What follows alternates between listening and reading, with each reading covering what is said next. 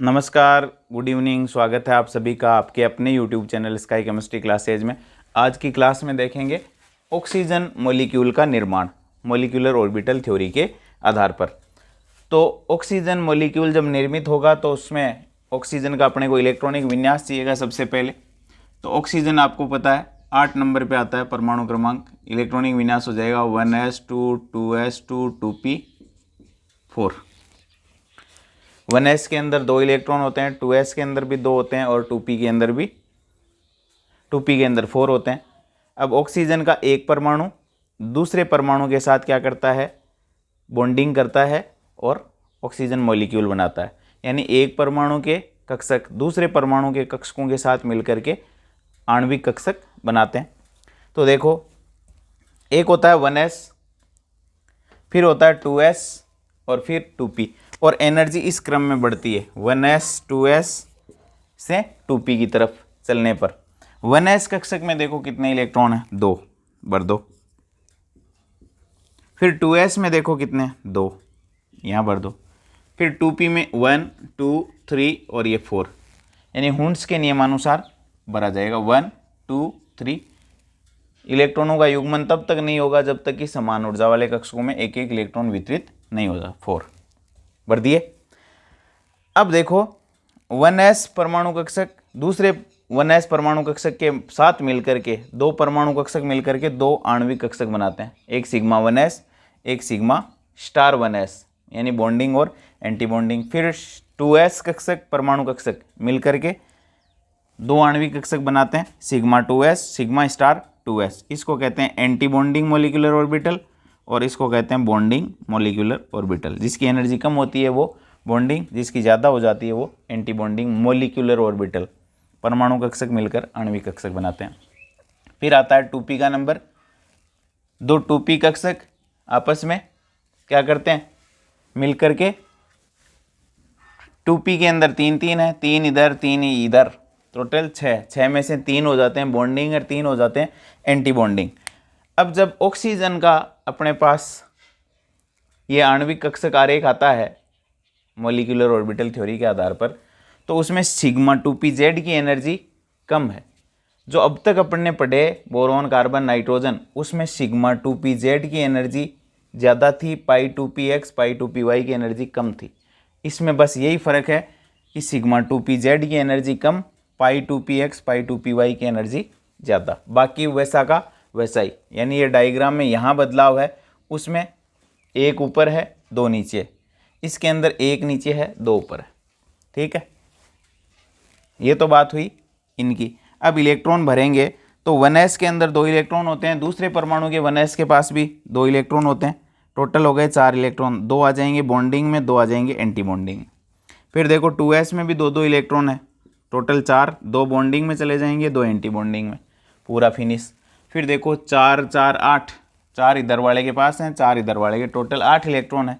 8 भरेंगे तो सबसे पहले निम्न ऊर्जा वाला 1, निम्न ऊर्जा वाला 2, फिर 3 4 5 6 7 और ये 8 इलेक्ट्रॉन भर दिए। यानी ऊर्जा के बढ़ते क्रम में भरा जाता है, और पहले पूर्ण कक्षक को नहीं भरने से पहले अपन अगले कक्षक के अंदर इलेक्ट्रॉन ट्रांसफर नहीं करेंगे। जब तक कि पहले वाला कक्षक इलेक्ट्रॉनों से पूरा नहीं भर जाता है तब तक अपन इलेक्ट्रॉन आगे ट्रांसफ़र नहीं करेंगे। तो पहले नीचे वाले पूरे भरते हैं, फिर आगे वालों में ट्रांसफ़र होते हैं। तो ये हो जाएगा इलेक्ट्रॉनिक विन्यास। अब देखो इलेक्ट्रॉनिक विन्यास क्या आया, इलेक्ट्रॉनिक विन्यास अपने पास आ जाएगा 1s2 sigma star 1s2, sigma 1s के अंदर 2 हैं, सिग्मा स्टार 1s के अंदर 2 हैं, सिग्मा 2s में 2 हैं, सिग्मा स्टार 2s में 2 हैं। देखो सिग्मा 1s में 2, sigma star 1s, sigma 2s, sigma star 2s। फिर देखो किसका number, sigma 2pz, sigma 2pz, इसमें 2 हैं। फिर आ जाते हैं पाई 2px बराबर पाई 2py, और इनमें दोनों में 2 इलेक्ट्रॉन है। फिर आ जाते हैं pi star 2px pi star 2py,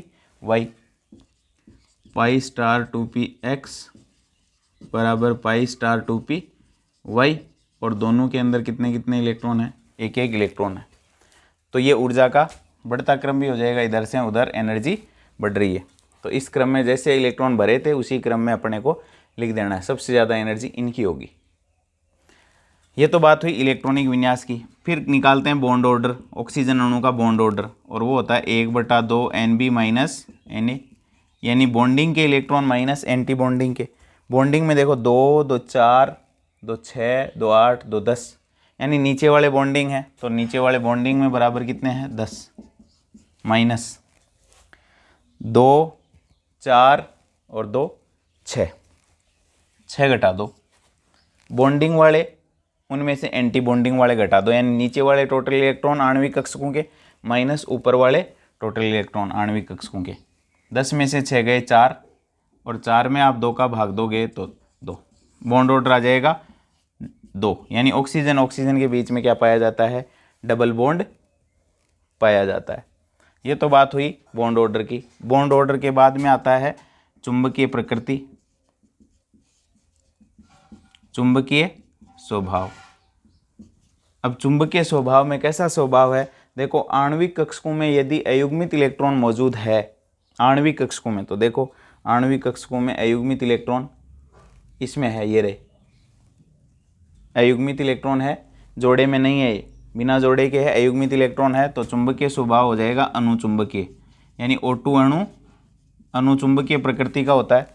और ये π2px और π2py में अलग अलग एक एक इलेक्ट्रॉन यानी अयुग्मित इलेक्ट्रॉन मौजूद है, इसलिए ये द्वि रेडिकल के रूप में भी व्यवहार करता है। द्वि रेडिकल, द्वि मुक्त मूलक। मुक्त मूलक में क्या होता है, सिंगल इलेक्ट्रॉन होता है। इसके देखो π2px और π2py के अंदर एक एक अयुग्मित इलेक्ट्रॉन उपस्थित है, इसलिए ये द्विमुक्त मूलक की तरह व्यवहार करता है। क्यों, π*2px और π*2py में एक एक अयुग्मित इलेक्ट्रॉन होने के कारण ये द्विमुक्त मूलक की तरह व्यवहार करता है। तो ये तो बात हुई इलेक्ट्रॉनिक विन्यास की, बॉन्ड ऑर्डर की, चुंबकीय स्वभाव की। अब देखो अपने पास O2 माइनस भी हो सकता है, O2 माइनस हो सकता है, O2 सिंपल हो सकता है, O2 प्लस हो सकता है, O2 प्लस 2 हो सकता है। तो O2 का बॉन्ड ऑर्डर कितना आया, 2। O2 का बॉन्ड ऑर्डर आया 2। अब देखो O2 प्लस का मतलब एक इलेक्ट्रॉन निकालना पड़ेगा, एक इलेक्ट्रॉन कम करना पड़ेगा। जितना प्लस है उतना कम करना पड़ेगा, जितना माइनस है उतना बढ़ाना पड़ेगा। तो देखो O2 प्लस में एक ऑक्सीजन पर प्लस है, यानी टोटल पॉजिटिव चार्ज 2 ऑक्सीजनों पर प्लस है, तो एक इलेक्ट्रॉन मैं हटाता हूँ यहाँ से और ऑक्सीजन पर क्या लगा देता हूँ, इधर प्लस लगा देता हूँ। इधर वाली सही रहेगी, उधर वाली प्लस रहेगी, यानी O2 और प्लस। अब देखो 4 और 3 7 इलेक्ट्रॉन है, तो 2 2 4 2 6 और ये 7वां, ये हटा देता हूँ। 7 ही बढ़ने, 8 है, एक कम कर दिया है, तो 7 इलेक्ट्रॉन है। तो बॉन्ड ऑर्डर कैसे निकालोगे, टोटल बॉन्डिंग 2 2 4 6 10, कितना 10 माइनस 2 2 4 1 5, 10 में से 5 गए 5, बॉन्ड ऑर्डर कितना आ जाएगा 2.5, यानी बॉन्ड ऑर्डर एक इलेक्ट्रॉन निकालते ही क्या हो रहा है, 2 से 2.5 हो गया, 2.5। अब देखो O2 प्लस 2 बना देता हूँ मैं, वो O2 प्लस 2 है, इधर भी प्लस लगा देता हूँ, यानी 2 ऑक्सीजन दोनों पर पॉजिटिव, तो एक इलेक्ट्रॉन जितना प्लस लगता है उतना हटाना पड़ेगा, एक इलेक्ट्रॉन और कम कर देते हैं। अब देखो बॉन्ड ऑर्डर निकालो, बॉन्डिंग में देखो 2 2 4 6 10, 10 में से घटाने 2 2 4, देखो 3 इधर रह गए 3 इधर, तो 2 2 4 2 6 आ जाएंगे, 6 इलेक्ट्रॉन भर दिए। अब बॉन्डिंग में देखो 2 4 6 10, 10 में से कितने घटाने हैं, एंटी बॉन्डिंग वाले 2 2 4, यहाँ कुछ नहीं है, 4 घटाने, 10 में से 4 घटाओगे 6, बॉन्ड ऑर्डर कितना आ जाएगा 3.0। यानी जैसे जैसे इलेक्ट्रॉन कम हो रहे हैं वैसे वैसे बॉन्ड ऑर्डर देखो, एक इलेक्ट्रॉन से आधा बॉन्ड ऑर्डर बढ़ जाता है।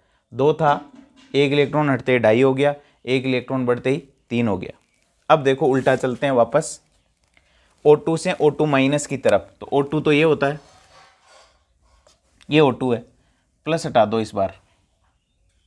O2 माइनस यानी एक माइनस चार्ज, तो या तो इधर माइनस लगा दो या इधर, और माइनस लगते ही एक इलेक्ट्रॉन क्या कर दो, पहले वाली ये स्थिति थी मूल, एक इलेक्ट्रॉन और बढ़ा दो। अब देखो 4 और 5 9 इलेक्ट्रॉन हो गए, 6 2 8 और ये 9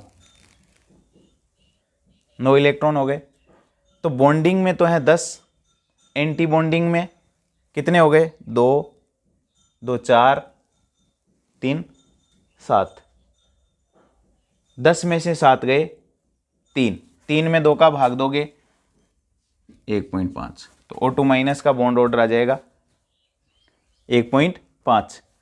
फिर आ जाते हैं देखो O2 माइनस 2 पे, तो इधर भी माइनस इधर भी माइनस, यानी एक इलेक्ट्रॉन और बढ़ा दो, तो इलेक्ट्रॉन हो गए 5 5 10, तो 6 तो ये आ गए, 7 8 9 और ये 10, तो 10 में से 10 गए, 10 ही बॉन्डिंग में 10 ही एंटी बॉन्डिंग में, 2 4 6 10, 10 में से 2 2 4 और 4 8, सॉरी 8, 10 में से 8 गए 2, 2 में 2 का भाग दोगे तो 1, तो बॉन्ड ऑर्डर कितना आ जाएगा, 1 आ जाएगा। चुंबकीय प्रकृति आप इलेक्ट्रॉनों को देख करके निकाल सकते हो। तो O2 माइनस का बॉन्ड ऑर्डर 1, O2 माइनस का 1.5, O2 का 2, O2 प्लस का 2.5 और O2 प्लस 2 का 3, यानी आधे आधे अंतर के साथ हैं। जैसे जैसे इलेक्ट्रॉनों की संख्या घटेगी वैसे वैसे बॉन्ड ऑर्डर आधा आधा बढ़ जाएगा। O2 माइनस 2 इलेक्ट्रॉन कितने हैं इसमें, 8 इलेक्ट्रॉन होते हैं, 2 ऑक्सीजन में 16, 16 और 2 18 इलेक्ट्रॉन है, 18 से 17, 17 से 16, 16 से 15, 15 से 14, यानी इलेक्ट्रॉनों की संख्या जैसे जैसे कम हो रही है वैसे वैसे बॉन्ड ऑर्डर बढ़ता है। अब सम इलेक्ट्रॉनिक स्पीसीज जो है उनका बॉन्ड ऑर्डर समान होता है। जैसे फ्लोरीन F2 अणु है, फ्लोरीन 9 नंबर पे आता है, 2 फ्लोरीनों में टोटल 18 इलेक्ट्रॉन होंगे, 18 इलेक्ट्रॉनों में बॉन्ड ऑर्डर देखो 1, तो फ्लोरीन में भी बॉन्ड ऑर्डर कितना आएगा 1, क्योंकि फ्लोरीन में टोटल 18 इलेक्ट्रॉन, O2 माइनस 2 में भी 18 इलेक्ट्रॉन होते हैं, 8 ऑक्सीजन 1 में होते हैं, 2 ऑक्सीजन में 16, 2 माइनस वाले 16 और 2 18, 18 में बॉन्ड ऑर्डर 1 आ रहा है, तो फ्लोरीन का भी बॉन्ड ऑर्डर कितना आएगा 1। तो ये है O2 अणु। इसके अलावा O2 minus 2, O2 minus, O2, O2 plus और O2 प्लस 2 का बंध क्रम कैसे निकालोगे, तो माइनस है तो इलेक्ट्रॉन जहाँ जुड़ने चाहिए यहाँ लास्ट वाले कक्षकों में जुड़ेंगे, क्योंकि इनमें तो खाली स्थान नहीं है, तो माइनस जितना है उतना तो इलेक्ट्रॉन जोड़ दो, प्लस जितना है उतना कम करते जाओ, और इलेक्ट्रॉनों को ऊर्जा के बढ़ते क्रम में भरते जाओ। अपने पास क्या आ जाएगा, इन आयनों का भी बंध क्रम और चुंबकीय स्वभाव प्राप्त हो जाएगा। तो यह है अपना O2 प्लस। चुंबकीय स्वभाव की बात करें तो ये अनुचुंबकीय है, O2 प्लस भी अनुचुंबकीय होगा। क्यों होगा, क्योंकि एक ही इलेक्ट्रॉन हटाएंगे, O2 प्लस 2 दोनों इलेक्ट्रॉन हटा देंगे तो ये प्रतिचुंबकीय है। फिर O2 माइनस अनुचुंबकीय है, क्योंकि एक इलेक्ट्रॉन जुड़ेगा, एक अयुग्मित बचेगा, और O2 माइनस 2 प्रतिचुंबकीय है, क्योंकि इसके अंदर सारे इलेक्ट्रॉन युग्मित हो जाएंगे आणविक कक्षकों में। तो यह है O2 अणु का निर्माण, पूरी कंप्लीट।